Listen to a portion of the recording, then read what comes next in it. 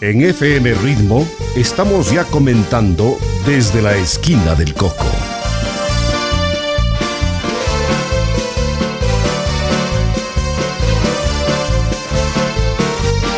Desde la esquina del Coco, el pulso de la ciudad que palpita fuerte en los hechos y personajes que han forjado nuestra realidad.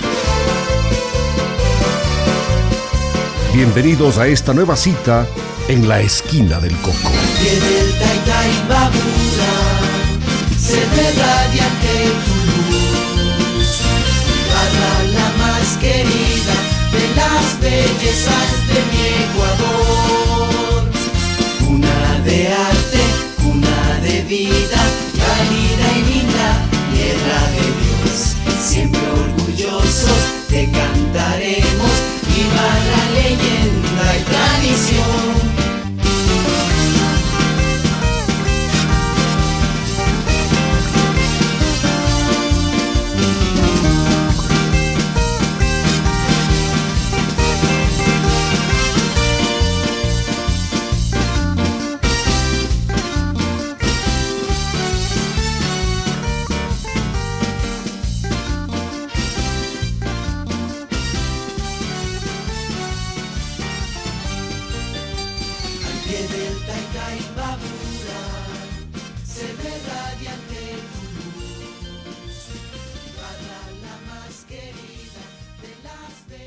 En nuestra querida Ibarra, como lugar de reunión y diálogo con nuestra gente, para conversar sobre temas de Ibarra de ayer y de hoy, pensando siempre en una comunicación que cumpla con los objetivos de informar, entretener y formar.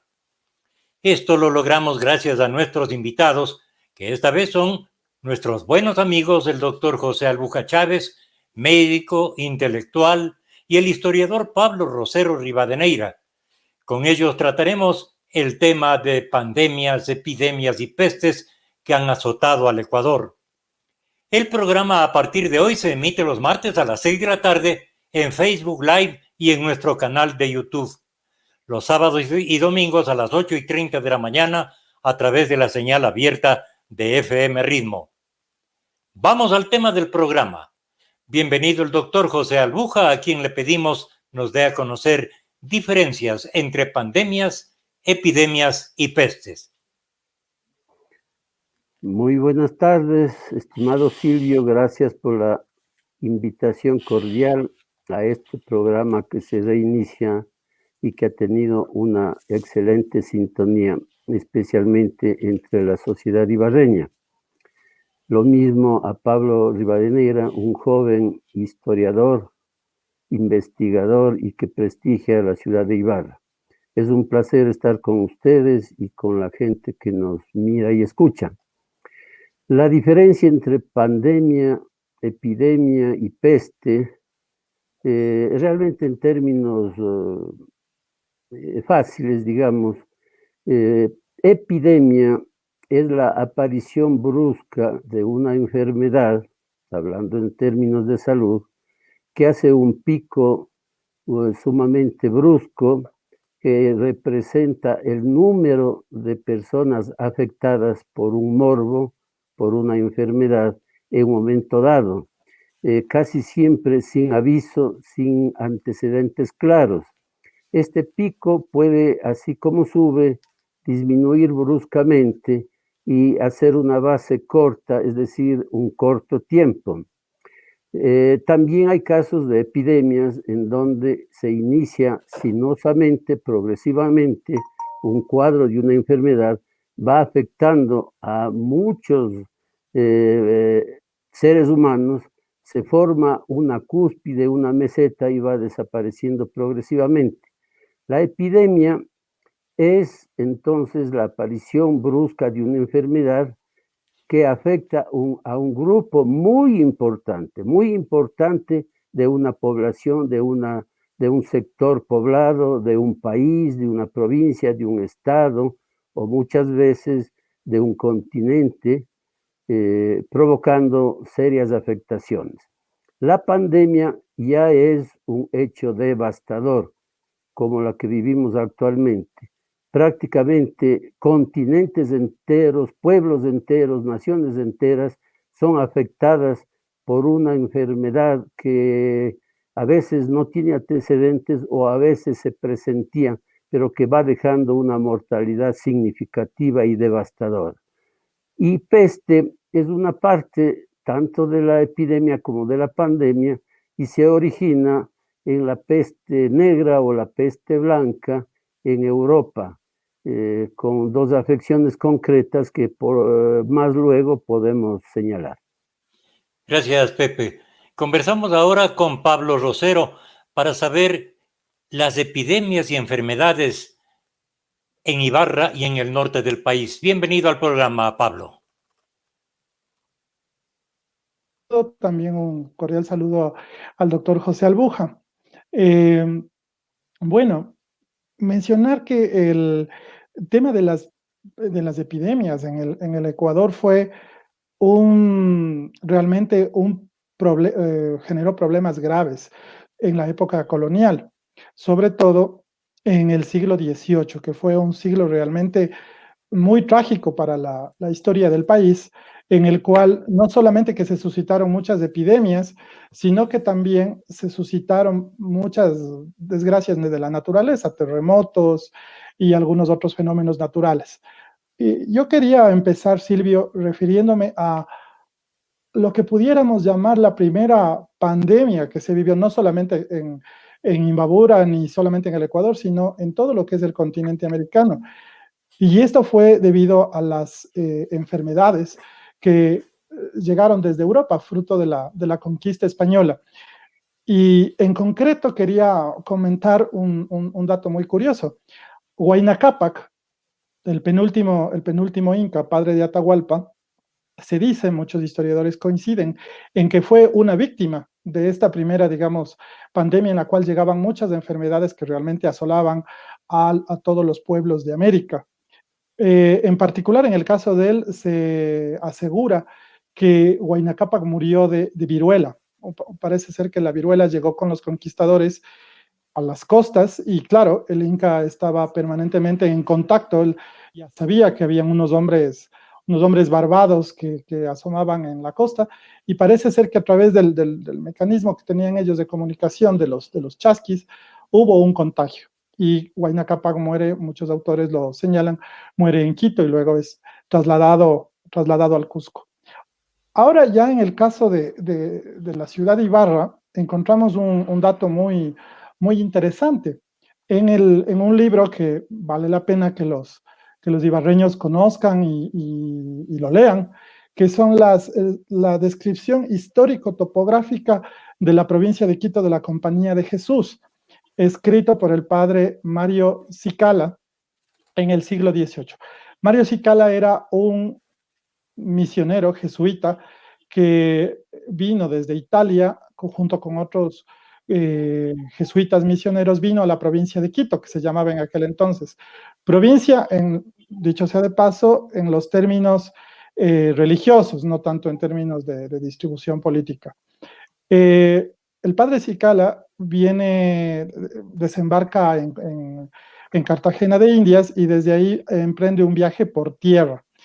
Y bueno, cuando él llega a Ibarra, él recoge mucha información que posteriormente la publica en este libro. Y él menciona que en 1734 existió una epidemia de peste y una hambruna generalizada en la ciudad.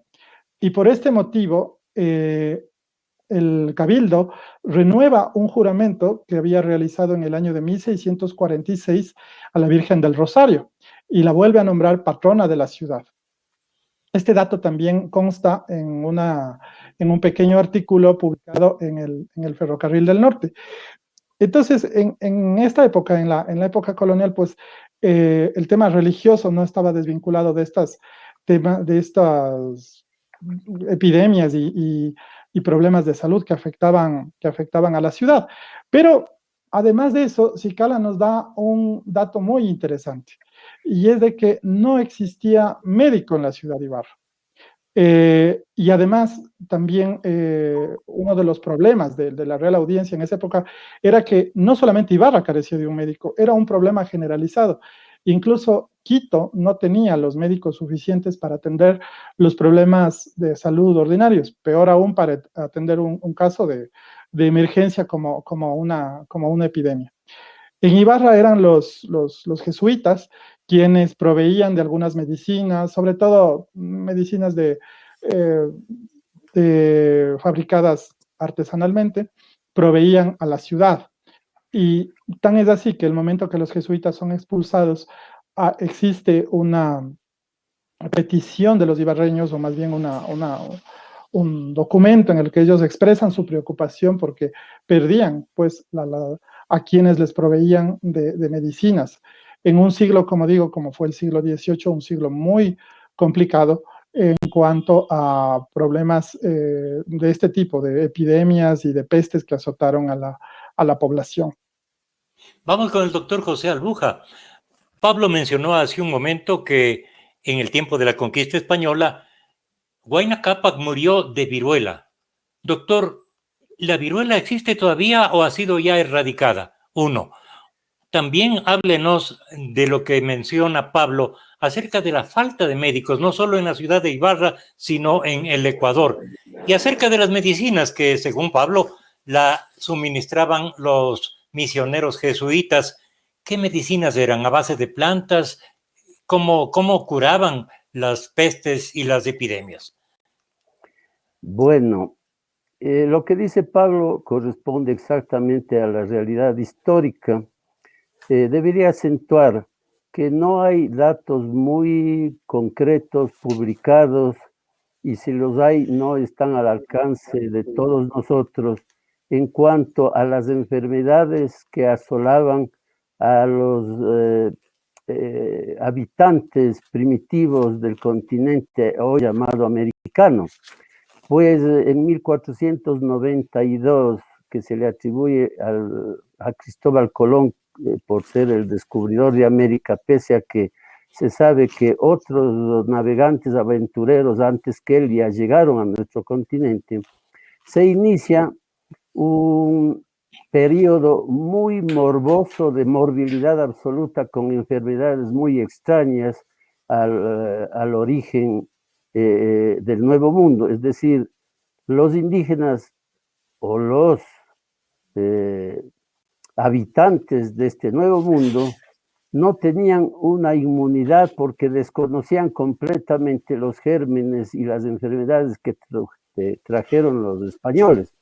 Entonces fueron el terreno abonado para el desarrollo de muchas enfermedades traídas con los conquistadores. Efectivamente, la viruela, que es una de las enfermedades más antiguas que reporta la humanidad, con el uso de la vacuna, prácticamente se erradicó en el mundo hace más de 15 años. En el Ecuador absolutamente no se han reportado un solo caso de viruela en los últimos 10 años, 15 quizá, y esto es un éxito cuando hay de alguna manera acciones preventivas de salud a través de un sistema de salud muy rudimentario del Ecuador, pero al fin y al cabo el Ecuador tiene una experiencia valiosa en el uso de vacunas, en ciertas vacunas. A más de la viruela se ha erradicado, por ejemplo, la poliomielitis, entre otras.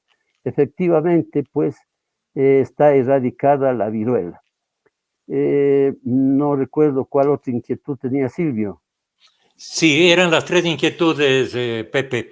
Y ahora quisiéramos conversar un momentito con Pablo para preguntarle acerca de lo que se conoce del mal de Zaine y de las tercianas que asolaban a los valles cercanos, los valles cálidos cercanos a Ibarra. Claro que sí, Silvio.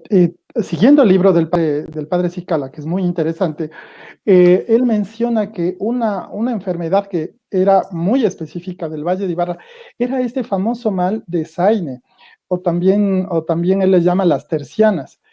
Un poco averiguando, parece ser que las tercianas era un nombre y esto tal vez lo puede corroborar el doctor Albuja, era uno de los nombres con los que se conocía también al paludismo, porque el padre Cicala menciona esto cuando habla acerca del clima de la ciudad.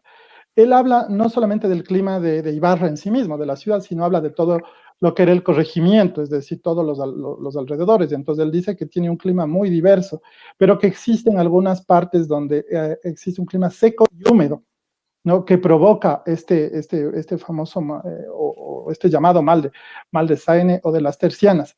Y como lo vamos a ver más adelante, Silvio, el problema del paludismo realmente fue un problema generalizado de la ciudad, yo diría que desde su fundación en el siglo XVII hasta el siglo XX, cuando el doctor Jaime Rivadeneira emprende, a petición del Cabildo ibarreño, en 1950 emprende el saneamiento de la ciudad de Ibarra. Pero eso podemos hablar más adelante.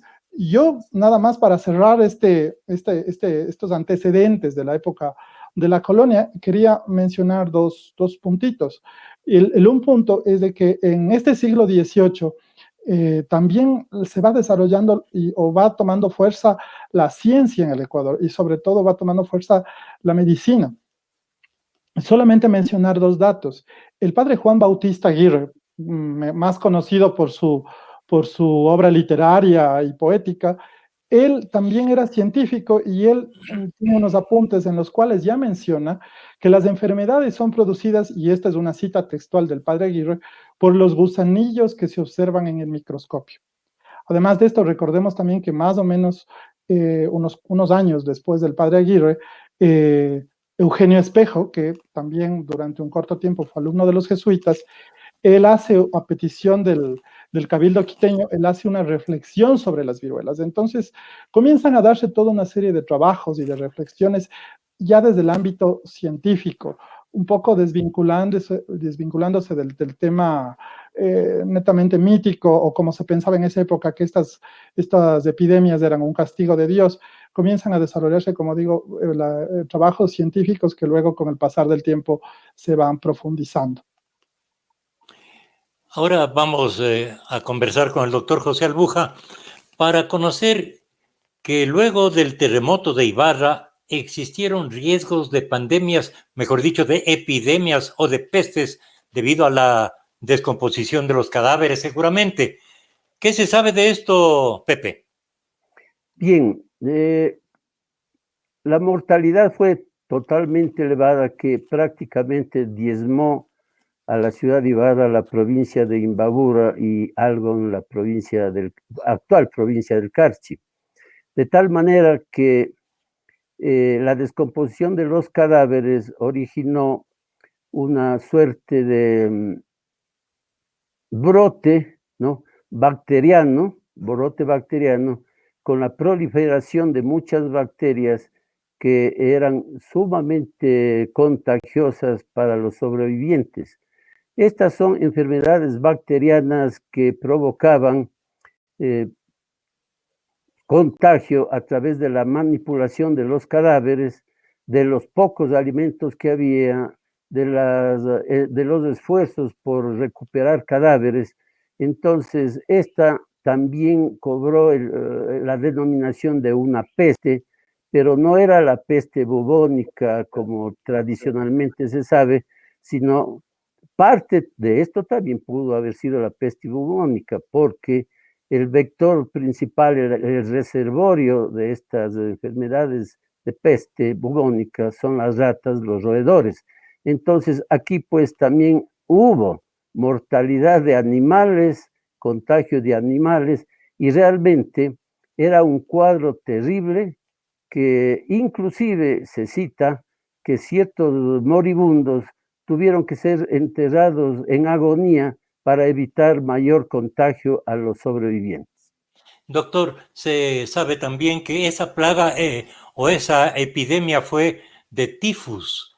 ¿Es lo mismo que tifoidea? Claro, no, es el tifus exantemático, cuyo reservorio es la rata precisamente. Ajá. Y también el piojo y la pulga. Entonces, estos insectos, ¿no?, contaminaban a los humanos sobrevivientes, y vino una proliferación, prácticamente una epidemia de tifus. Ahora, en el año 1889, la región fue asolada por una plaga de langostas. ¿Qué se sabe de esto, Pablo? Bueno, en efecto, la segunda mitad del siglo XIX para la ciudad de Ibarra fue realmente muy crítica.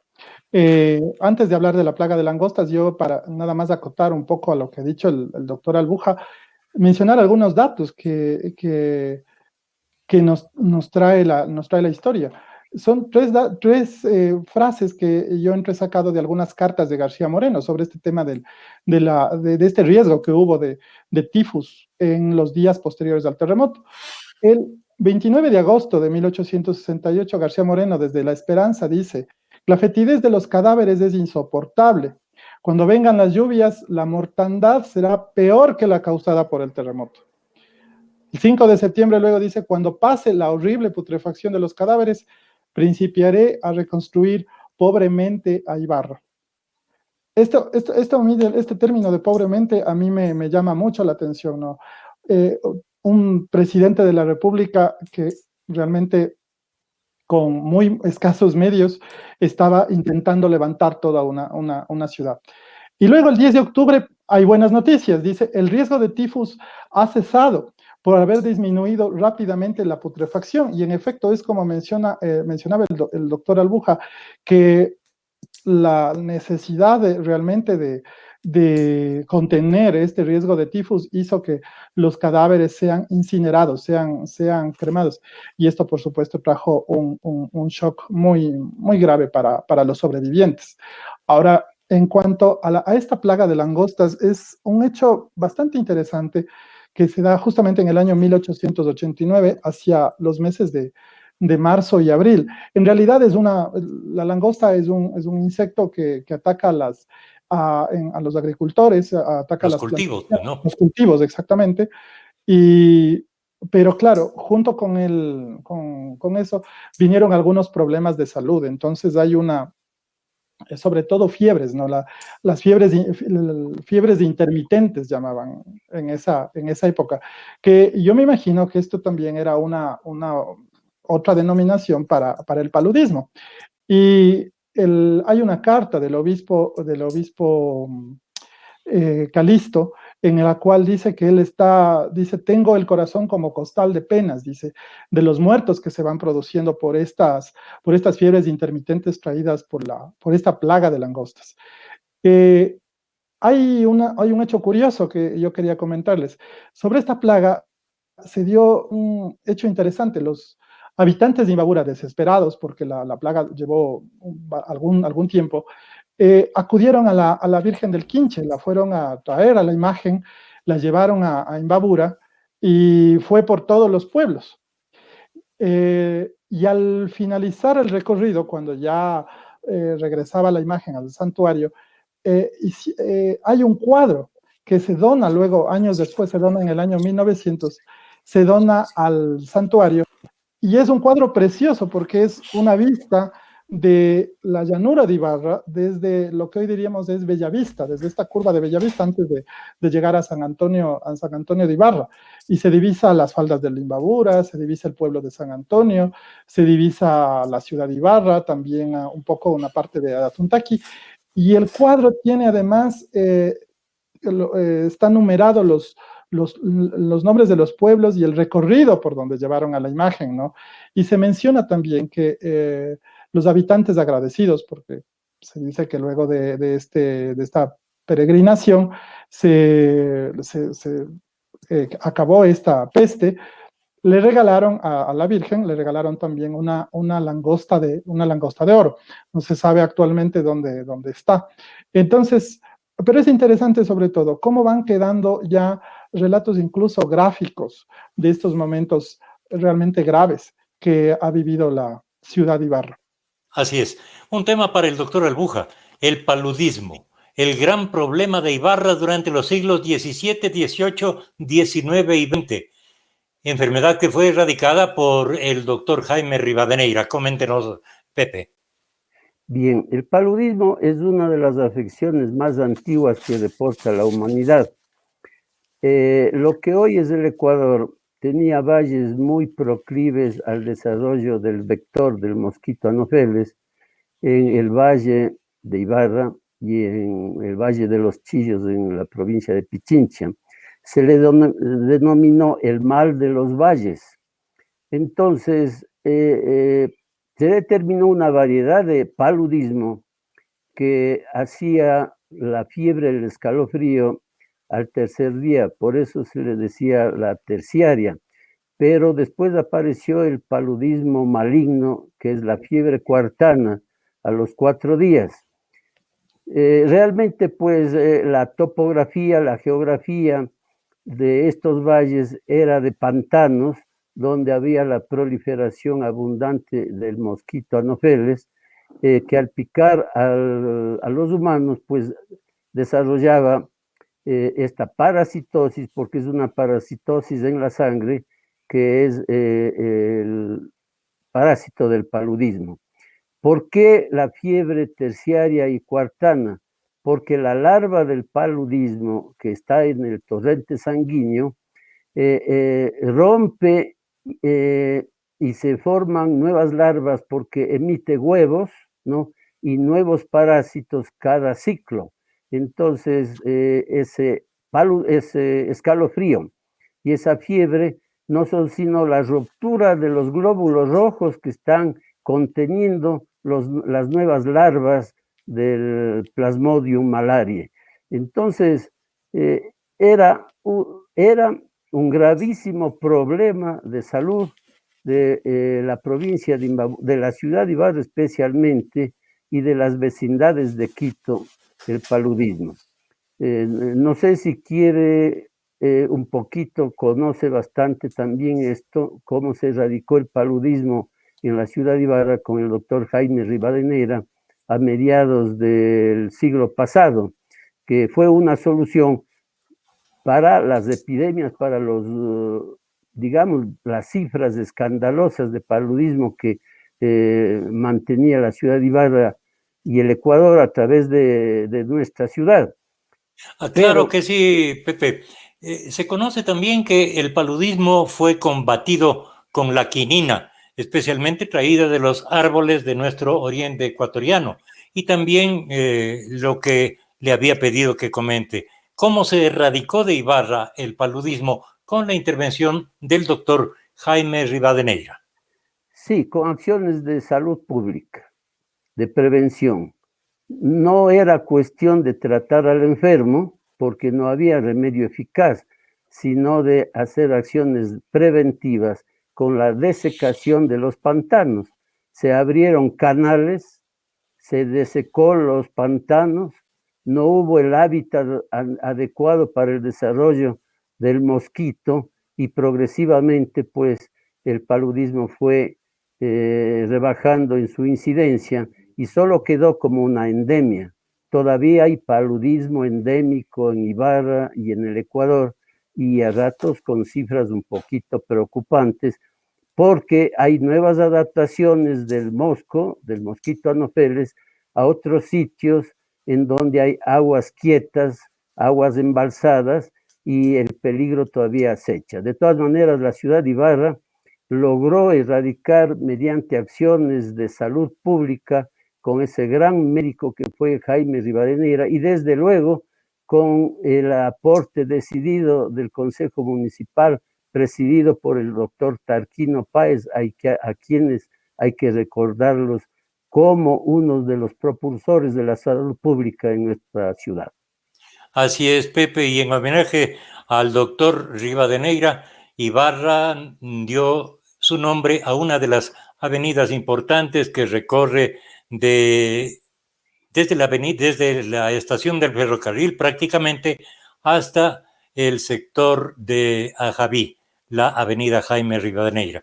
Agradecemos a quienes están comunicándose con nosotros desde diferentes puntos del país y del exterior: Pepe Dávila, Sara Ceballos, Byron Dávila, Estuardo Proaño, Anthony Bautista y Lili Ramírez. Gracias por hacernos saber que están disfrutando de este programa. Hay una pregunta que nos reservamos para después de un momento, que la formuló nuestro buen amigo Luis Ibarra. Esto pues cuando lleguemos al tema que debe tratarse para esa pregunta. Mientras tanto, Pablo, el doctor Albuja mencionó que se solucionó el problema del paludismo en Ibarra rellenando los pantanos y se sabe que en 1918 se había insistido en realizar obras de drenaje de los terraplenes del ferrocarril para evitar las fiebres intermitentes. ¿Qué nos comenta de esto? Claro que sí, Silvio.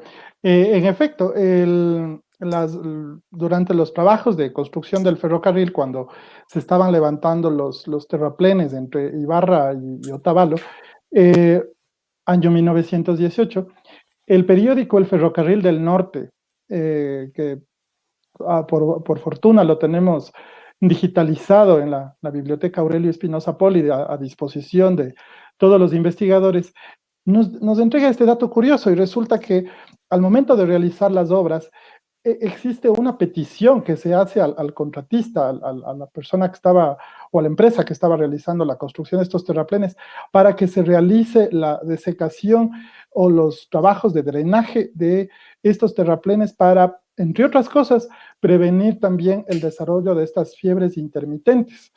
Esta es una petición que se desarrolla y que según lo vemos en los reportajes que hace el Ferrocarril del Norte, esta petición fue atendida, pero fue atendida años más tarde. Se pudo realizar esta desecación para contribuir a sanear un poco el ambiente y prevenir estas fiebres intermitentes, pues que son también una variante del paludismo. Sin embargo, el problema del paludismo fue persistente hasta el año 50, en que el doctor Rivadeneira emprende lo que él llamaba una ingeniería de drenajes, que consistía en justamente desecar todos estos pantanos o lugares donde estaba el agua estancada para evitar que se propague este mosquito transmisor del paludismo. Recordamos, Pablo, recordamos en este momento que los pantanos en Ibarra existían prácticamente a partir de la avenida Fray Vacas Galindo hacia el occidente.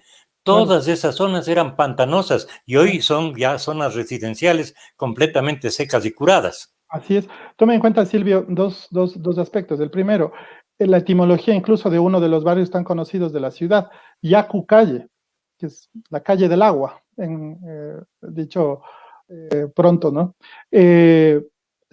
Hasta hoy en Yacucalle existe pues algunos lugares donde todavía existen ojos de agua y vertientes, entonces esta era una zona realmente complicada o más bien propicia para la transmisión de este tipo de enfermedad. Lo mismo Yuyucocha, yo me acuerdo el tramo desde la estación del ferrocarril hasta Yuyucocha, todo eso era una zona muy, muy húmeda y se veía pues ahí los lugares donde estaba todavía el agua estancada, y esto le estoy hablando cuando yo era niño, años 80. Entonces, imagínense eso hace 80, 100 años, era realmente un problema muy grave que enfrentaba la ciudad. Pero no solamente Ibarra, sino también, como bien decía el doctor Albuja, lo enfrentaba también los valles cercanos a Quito. Y de hecho, el doctor Rivadeneira empezó trabajando justamente en esta zona del Valle de los Chillos y luego continuó en Guayabamba, Malchinguí, Perucho, todos estos pueblos que están casi en el límite entre Pichincha e Imbabura. ¿Cómo sería de grave esta enfermedad?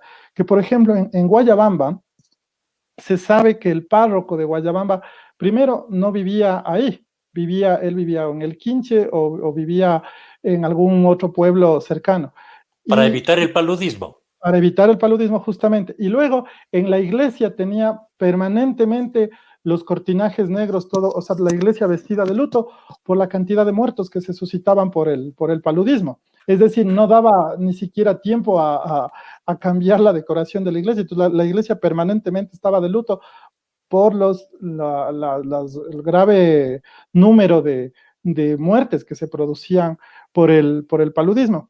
Yo quería mencionar también un caso que se dio en el año 1931, justamente en el Valle de los Chillos.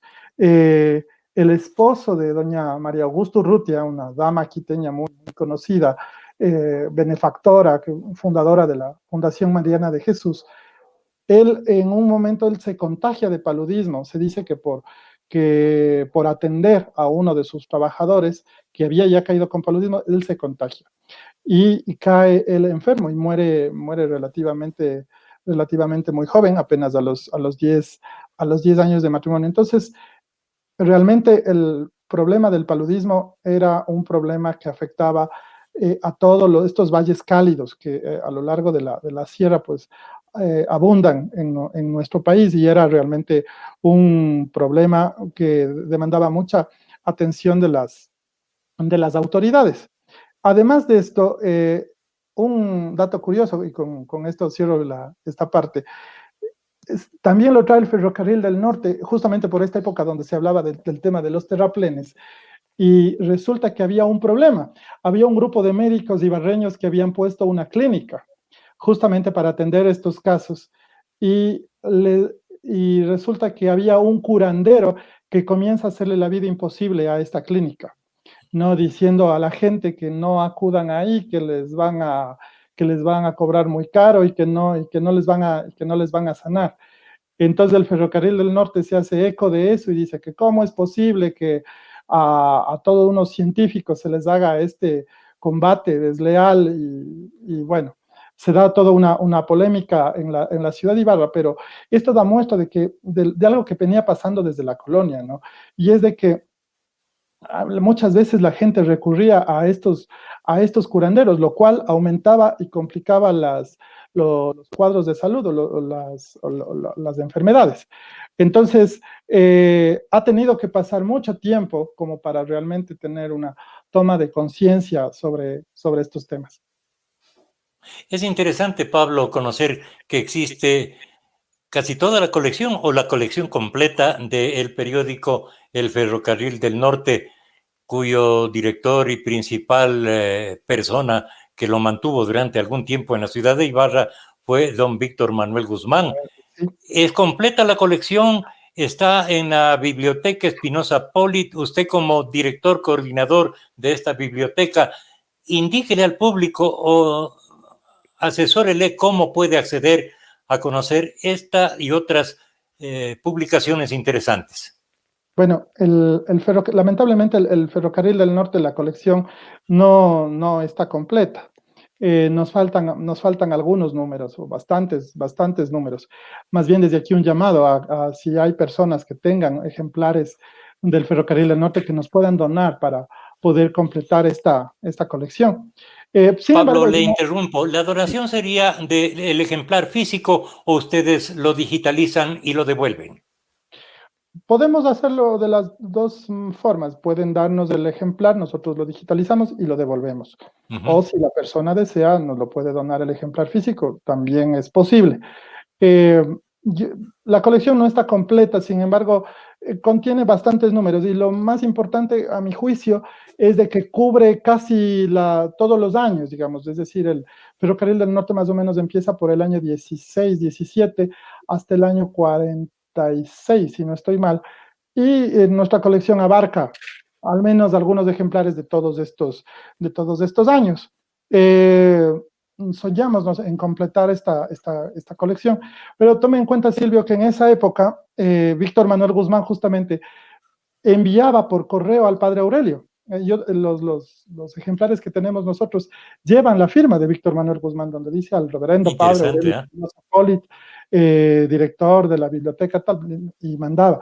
Pero yo me imagino que por problemas del correo, otros problemas logísticos, fue un poco difícil, o tal vez no siempre le enviaba, no sé, tal vez algunas veces. Pablo, ¿de qué año a qué año se publicó el Ferrocarril del Norte?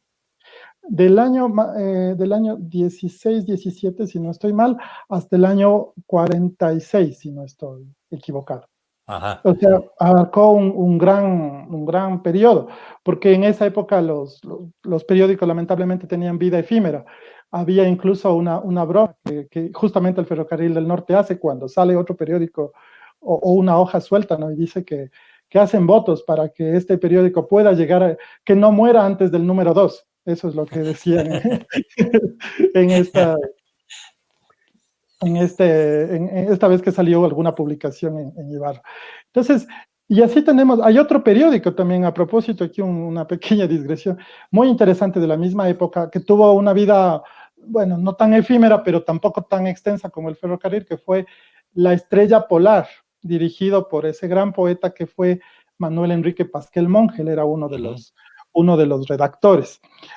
En fin, el Ferrocarril del Norte trae cosas muy interesantes relativas a la vida de la ciudad. Y algo, ahora que estamos hablando de las enfermedades, algo muy interesante era que al final del periódico se colocaba, incluso era una sección social, le ponían, ¿no? El título era como una sección de sociales. Y ponían ahí los enfermos que había en la ciudad en ese momento. Decían, el doctor no sé cuánto está padeciendo tal enfermedad, de gravedad está la señorita no sé cuánto. Iba poniendo todos los enfermos de la ciudad y el Y estado. le comento, Pablo, eso perduró hasta los años 50 o 60 en los periódicos de Ibarra. Había la página social y una sección de los enfermos que estaban siendo atendidos en diferentes establecimientos.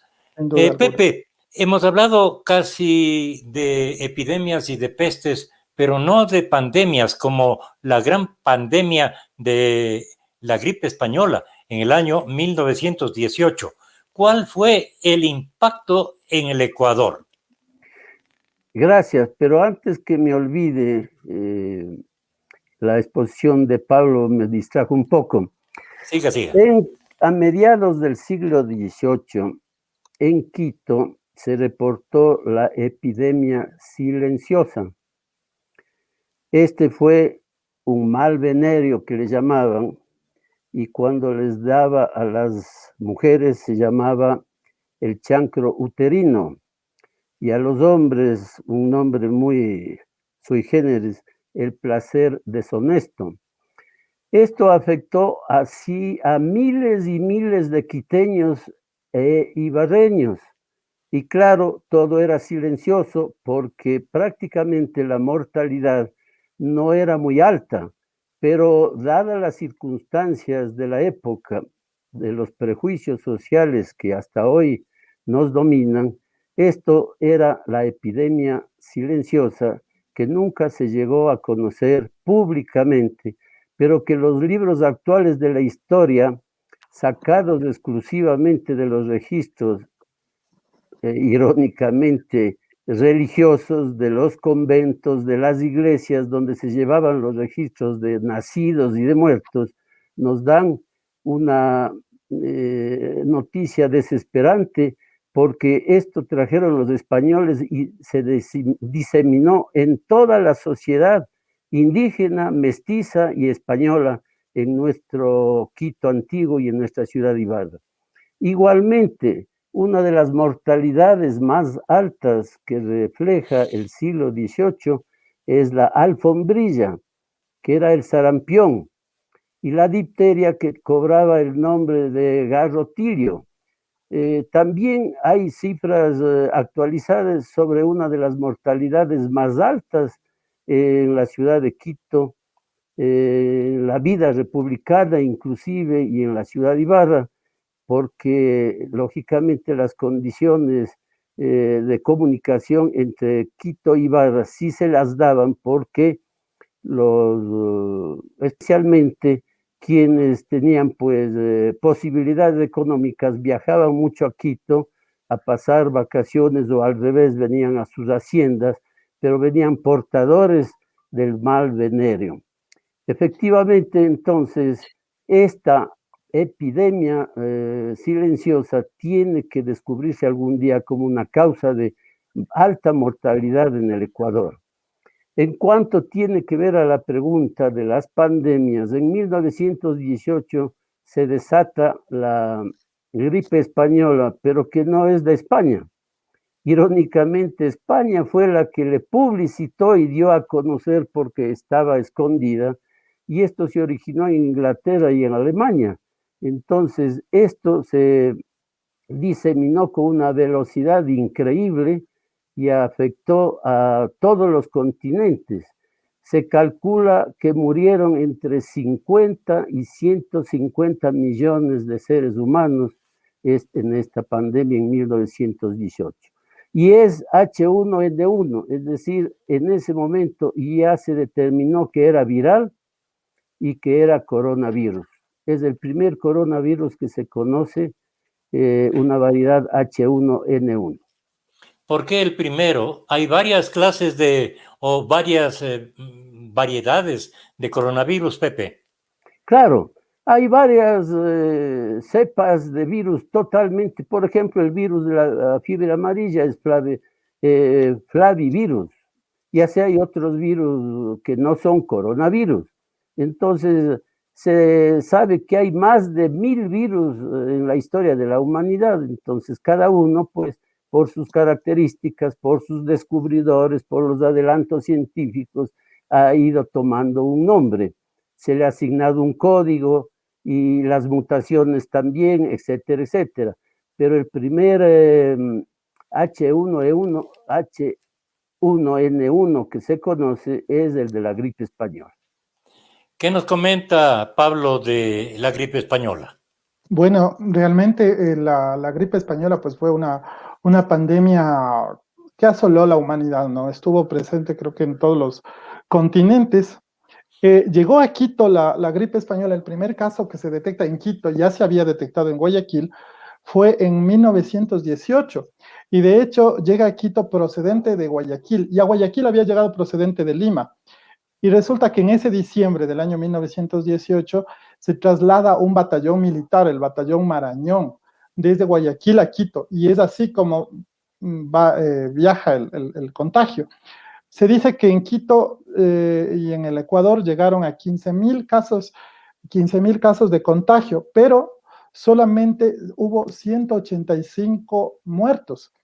Y esto se atribuye a las medidas que tomó el gobierno de aquella época, de Alfredo Baquerizo Moreno, en el cual encargaron a Isidro Ayora, que en esa época era docente no sé si rector, pero docente de la Universidad Central del Ecuador, para que formulara un documento que se llamó Cartilla sobre la gripe.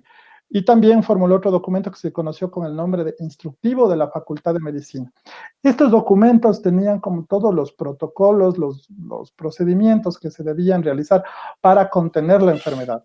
Entonces, si tomamos en cuenta que alrededor del mundo la gripe española dejó más o menos entre 40 y 50 millones de muertos, y solamente en el Ecuador hubo 185, pues muchos autores coinciden en que hubo realmente un buen manejo de esta crisis y realmente no pasó no llegó a tener un impacto más grave. Junto con el doctor Ayora, Isidro Ayora, otros médicos que intervinieron fueron Luis Dávila y también Aurelio Mosquera Narváez, que también luego fue pues presidente de la República, aunque pues lamentablemente falleció en el ejercicio de sus funciones cuando fue presidente. Muy bien, entonces vamos al último tramo del programa de esta fecha para hablar con nuestros invitados de la epidemia de tifoidea en el año 1934 en Quito. Pablo nos prometió también el testimonio de un personaje destacado que habla acerca de esta epidemia de tifoidea. Pablo. Existe un librito que fue publicado hace más o menos unos 8, 9 años, o tal vez 10, que es una entrevista que le hace Pablo Cubi al doctor Jorge Salvador Lara. Y en este libro él menciona que en el año 34, en el barrio de la Loma Grande, aquí en Quito, hubo una epidemia de tifoidea. Y fruto de o a consecuencia de esa epidemia de tifoidea, sucede algo muy dramático en la vida del doctor Salvador Lara. Él tenía apenas 7 años. Tenía dos hermanas mayores, una hermana menor, y vivía pues con sus padres. Lamentablemente, por esta epidemia de tifoidea, primero se contagia a una de sus hermanas, la mamá por atenderle a ella se contagia también y contagia a su otra hermana. En un periodo de un mes mueren las dos hermanas del doctor Salvador Lara y muere la mamá. Entonces eso realmente él cuenta pues, ¿no? Que fue una cosa una cosa muy, muy impactante, ¿no? Muy devastadora, pero nos da la medida también, o nos da la idea de cómo era la situación sanitaria. Y el mismo doctor Salvador Lara, él menciona que esa tifoidea se produjo porque ellos vivían en una casa que colindaba con una quebrada, y que esta quebrada era prácticamente pues un botadero de basura de los vecinos del barrio, y no había pues los suficientes cuidados higiénicos. Entonces, miren cómo hace apenas, ¿cuántos? 70, 80 años, una cosa que hoy está totalmente controlada como la tifoidea producía estos cuadros realmente tan complicados y tan dolorosos, ¿no? Uh-huh. Finalmente, Pepe, vamos a cerrar el programa con una intervención en la que le pedimos que nos hable acerca de la epidemia del cólera en 1990. Precisamente el cólera vino a nuestro país en 1991, a la ciudad de Ibarra concretamente. El primer caso vino del Perú a Guayaquil y fue ascendiendo por la costa hacia la sierra ecuatoriana, e Ibarra fue víctima propiciatoria de un buen número de casos, sui generis por la manera del contagio. Un grupo de otavaleños comerciantes habían estado en Guayaquil y vinieron portadores del cólera y fallecieron en San Pablo.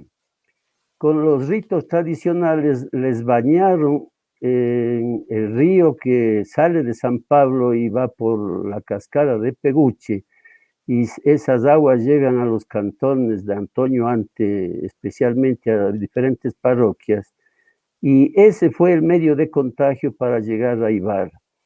Yo fui director del Hospital San Vicente de Paúl antiguo en el mes de marzo de 1991, y en abril inauguramos el nuevo Hospital San Vicente de Paúl actual, de tal manera que nosotros nos pasamos con cólera y todo de un hospital al otro.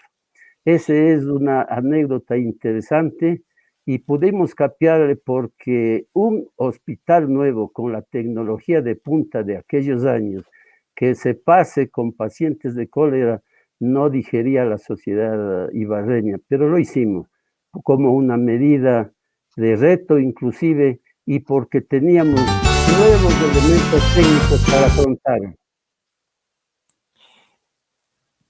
Bien, Pepe, saludamos y agradecemos el contacto de Malú Pavón, Osvaldo Ramos Hernández, Galo Maldonado, Mercedes Borja y Hernán Torres Obando, entre otras personas que se han comunicado con nosotros.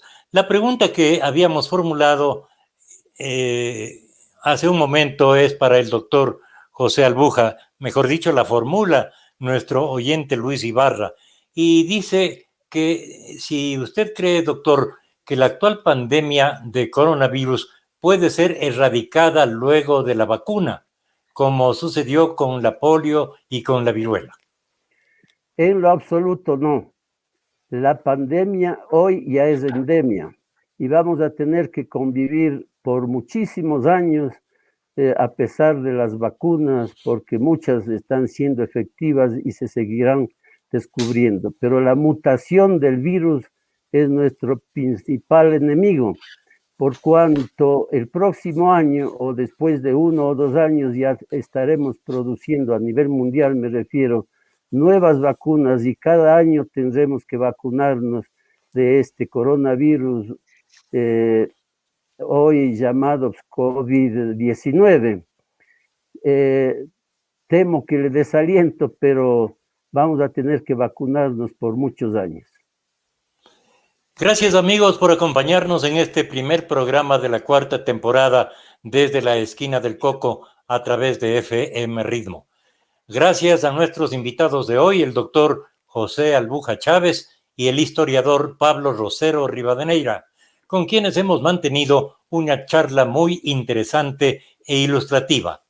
El programa se transmite los martes a las 6 de la tarde en Facebook Live y en nuestro canal de YouTube.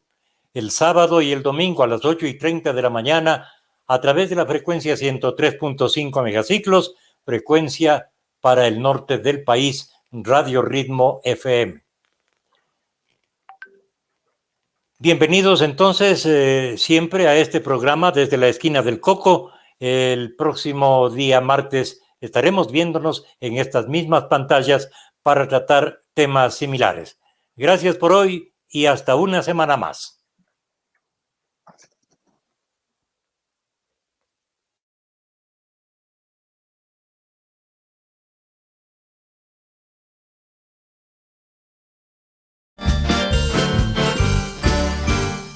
Estos han sido los comentarios de hoy desde la esquina del Coco.